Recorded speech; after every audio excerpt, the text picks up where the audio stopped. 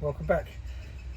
We've been away some time, had rather a busy time, and we're just now getting round to putting our nice new sails from Sanders Sails in Lymington on. They look really exciting. So we've got in-mast furling, which is a compromise, and we discovered on the round Britain trip that it's probably too much of a compromise because we ended up with a little tear because of the shape of the backstayless rig, and that meant that we had to be furled most of the time, which meant we lost a bit of speed and ended up motor sailing more than we otherwise would have done.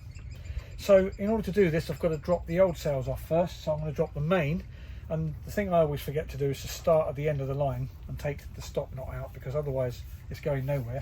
And what I'm going to do is to get this line out onto the deck and just have the mast clutch holding it so that we can be on site at the mast while we're doing it.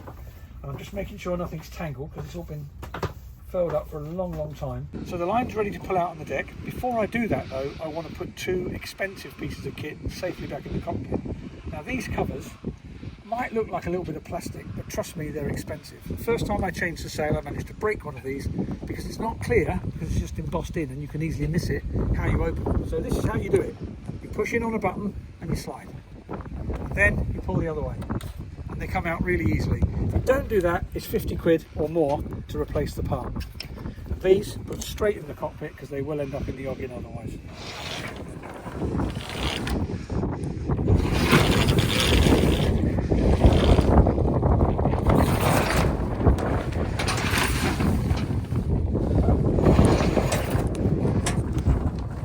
So having eased the halyard a little bit in order to get the line ready to go, the bottom end has already fallen off. Now the bottom end is on a little spigot just on the furler, and it's inside the lower one of the two covers that we took off. So all we do is literally take that loop off of the hook that it's in on the furler roller inside the mast.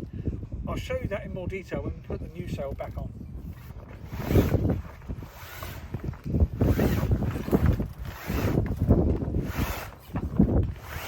Now the line is still tied to the boat. This is important. The outhaul line is still tied to the clew, and I'm leaving that tied on until I get the rest of the sail out of the wind.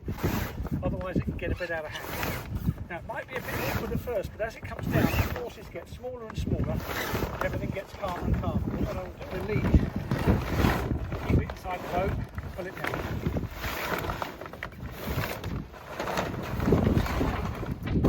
So see, even in a breeze, even single-handed, it is coming down quite handily.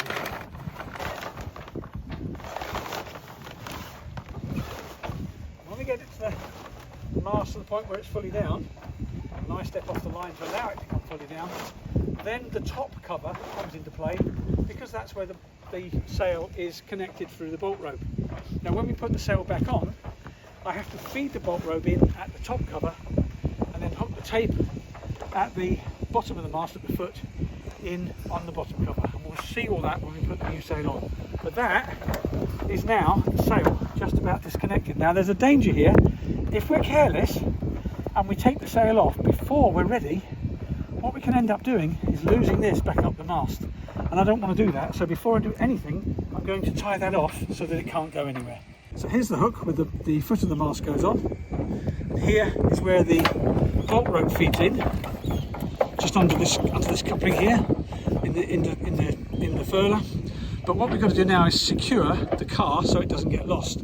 Now you'd be forgiven for thinking we've got to tie off in here somewhere, but we haven't. It's just a line we've got to tie off to. So all I'm going to do is go through the loop in that line, tie off a bowline.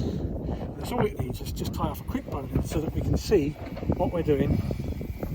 Get it out of the way and just secure that to anything, it doesn't matter what, just so it doesn't get dragged up by the wind. And then we're good. Now we can carry on. So this pin is tight up here.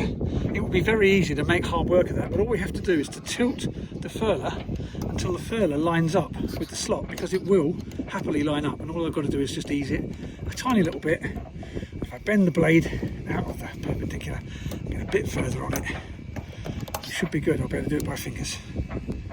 No, didn't quite have enough, but coming the other way we can get into the slot where the cover goes on, and again we can open it easily. So don't struggle inside the mast, bring it to you.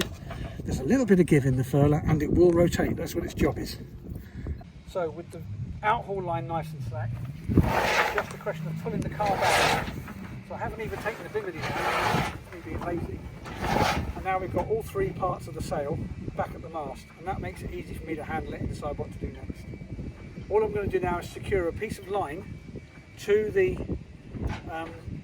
clue, so that when I untie it, I've got something to hold on to and it's not going to fly off in the wind and take me with it. The hitch that's used on the outhaul line is the same as on the halyard, and it's what's known as a halyard hitch. It's a great knot, but I know from bitter experience it doesn't like coming undone, so I'm not even going to try. I'm just going to cut this off. It's going to cost us about a foot of line, and I've got about 10 metres spare, so it's not going to make no difference to me whatsoever.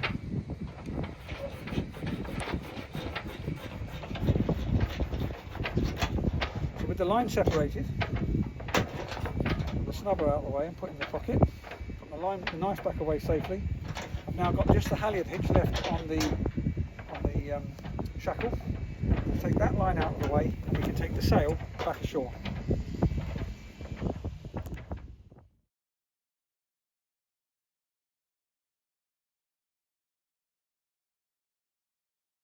So this lovely Sanders sail, I won't bore you with the technical detail, but it's a medium performance sail, so it's not the cheap one, but it's also not the racing expensive one. It's the one in between, so it's got moderate durability for cruising, but a bit more performance in the cloth itself, and it's a fully battened in-mast main.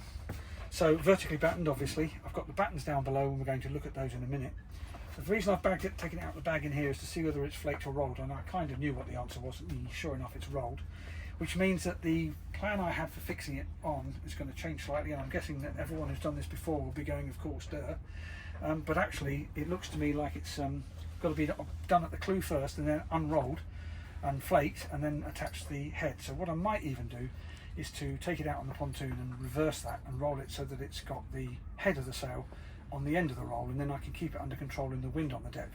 Hoist it into the bolt rope so it's all nicely controlled, and then as it's coming up and I've got access to the foot, then I can attach the clue to the outhaul line, and that way I don't have to worry about sail flapping around all over the place. A bit breezy, I don't want to wait for it to drop this evening.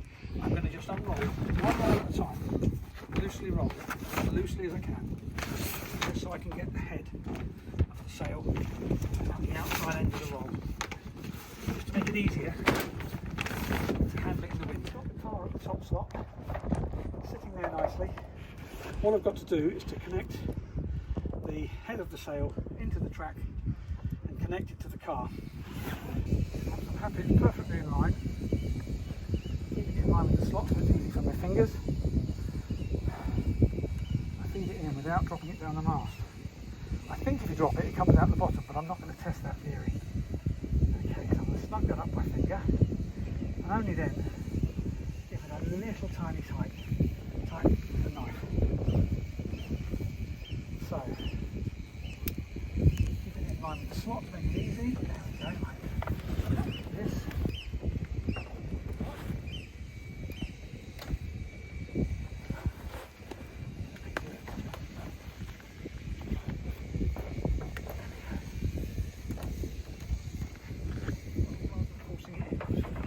Bolt rope starts down here, so let's get it first. The bolt rope, you can see, is quite marked. It doesn't go all the way to the top. That's just to give you a little work. Hold the rope in. Hit the bottom to line it up easily. Like that. And it feeds in.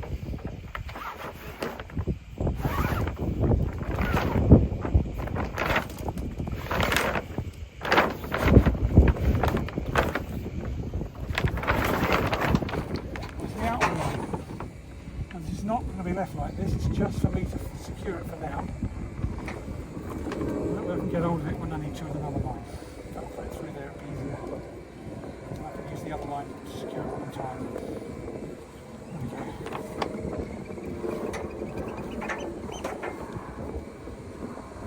And then what I need to do is to take up the slack on the outhaul, which I'm hoping Jill will do for me to save me going below. So it goes over. Comes from the end of the beam. Something like that.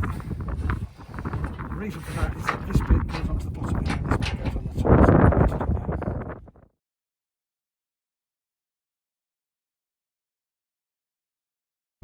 So what I need to do now. So the main thing about the halyard hitch is it's small and it locks and it doesn't come undone. It's really simple.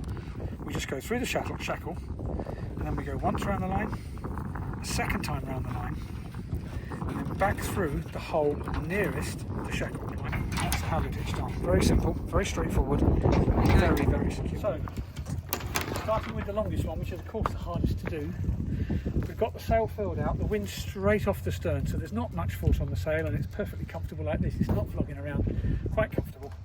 And I've laid the batten out along the boat so that I can have a straight run in. So now I'm just feeding it up into the first pocket. So once we get near the top, I'm hoping it'll all become clear what I do next. Because if I'm honest, I don't really know. That's velcroed on the inside. That's got a pocket in the bottom. So I put that pocket over there, like that. And then I feed this up in there. Once it's up and inside, the Velcro will lock it off. That's the theory, I think. I'm about to find out if I've remembered it right, or if I'm going to be on the phone to Mr. Sanders saying, what did I do wrong, boss? Okay, let's go there.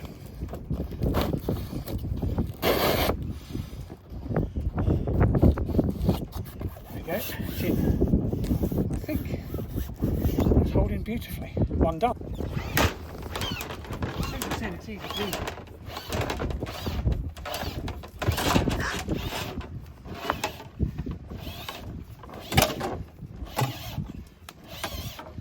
I threaded the first one too far. I think the trick is to leave that little tab at the bottom, because you can use a line on that to get the batten out. And I think I blew it by doing that, so we'll see. I think I'm going to have to I'll be struggling to get that first one out when it comes to it, I think. But we'll find out the next time we need to take it down. It may not be for a few years.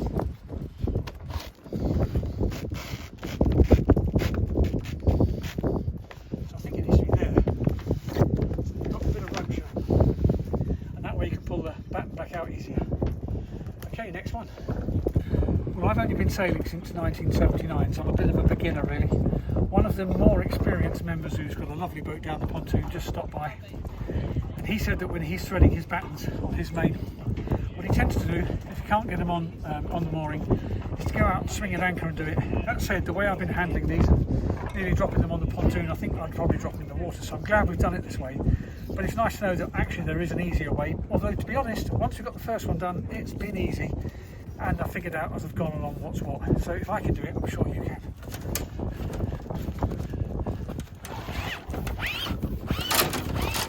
So the last batten, nice and short, that's gone in without any trouble. So we're going to do the same with the foresail, but that's a lot more straightforward, so we're not going to film that. We may even not get it done today. So that's it for now. I hope you found that interesting or enjoyable, or if not, both. And as always, please don't forget, hit that like, hit subscribe, smash that bell icon. These things really help us with the YouTube algorithm. Come back soon.